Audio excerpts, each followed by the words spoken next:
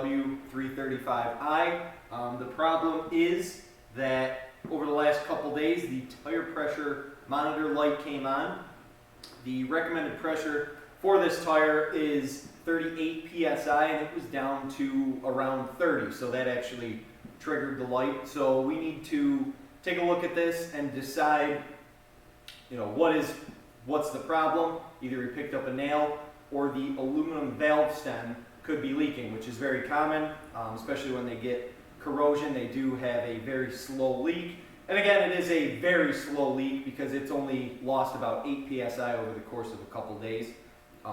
So we're going to use a couple methods to try to find the leak and see what the problem is. It also could be corrosion in the bead seat. So we're unsure right now, so we're going to go ahead.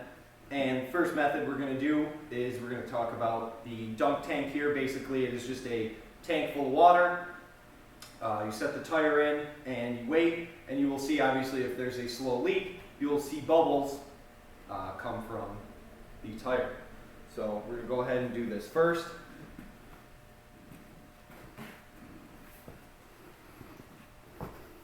Now we suspect it's the valve stem because there's been problems with the other tires in the past with valve stems. So I'm going to go ahead and put that part of the tire in first.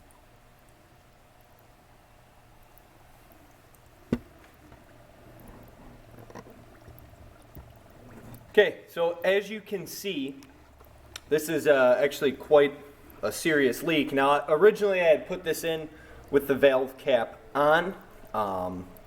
As soon as I took it off and put this in the tank, you can actually see quite a few bubbles.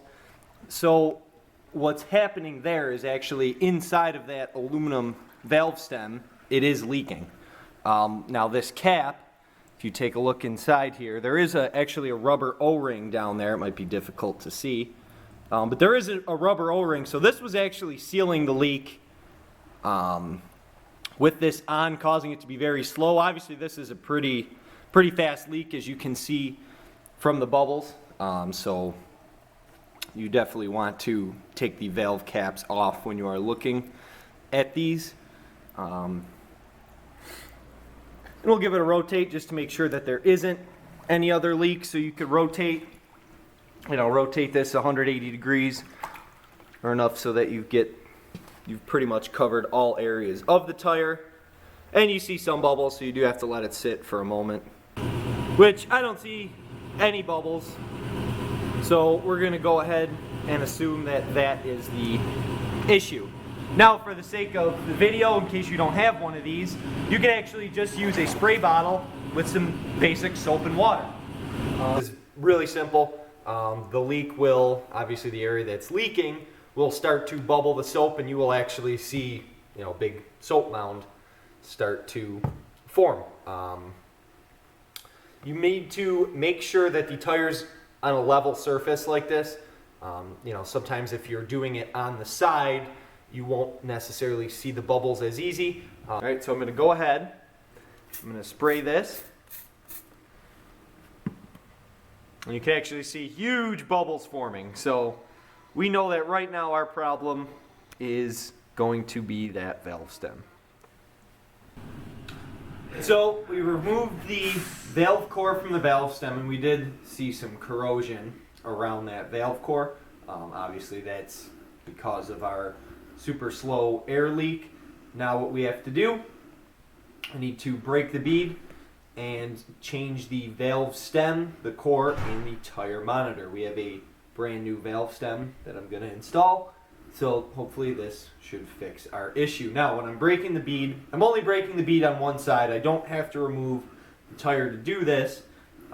You could remove the tire, it would make it much easier, but then if I just do this, I don't have to rebalance the tire. So I'm just going to go ahead and break the bead just on the outside and change the stem. A little more difficult because you don't have as much room, but I don't want to rebalance this tire.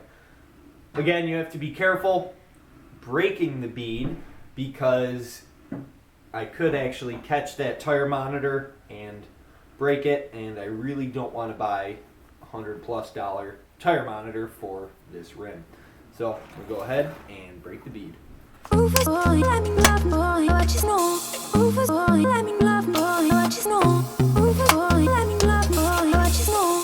Rufus boy, let me love. Caught up in my tape. Caught up in my tape. So now that I've got the bead broke in this spot, I'm going to go ahead and remove the old valve stem and the tire monitor to switch onto the new stem. Don't care what you say to me, I'ma bite your feelings out. I miss you in the basement, but your brother was a good substitute for you. And if you love me, but you never let me go. When the roof was on fire, you never let me know. Say you're sorry, honey, but you never really show. And I can leave the party without ever letting you know. Without ever letting you know. Rufus boy, let me love boy, what you know. Rufus boy, let me love without ever letting you know. Rufus boy, let me love boy, what you know. Rufus boy, let me love without ever letting you know. Now it is time to install the old tire monitor onto the new valve stem here. Rufus boy, let me love boy, what you know. Rufus boy, let me love without ever letting you know. Rufus boy, let me love boy, what you know. Without ever letting you know. Caught up in my tape. Caught up in my tape. So the final step in this whole process, now that we've reinstalled the monitor, put the new valve stem in, there is a torque spec. It's actually listed right on the monitor itself, and we need to make sure that we torque this to 4 Newton meters. So I went ahead, set my torque wrench to 4 Newton meters, and we're going to go till we hear a click, and it's not going to be very tight. Oop, that's it. Click it again to make sure, and it is now torqued to spec. We're going to put air back in the tire, and you always check either with the soap, or we can dunk this back in the tank just to verify that there is no more air leak. So I'm going to go ahead and air this back up, and we will verify that we have fixed our air leak. Just like money.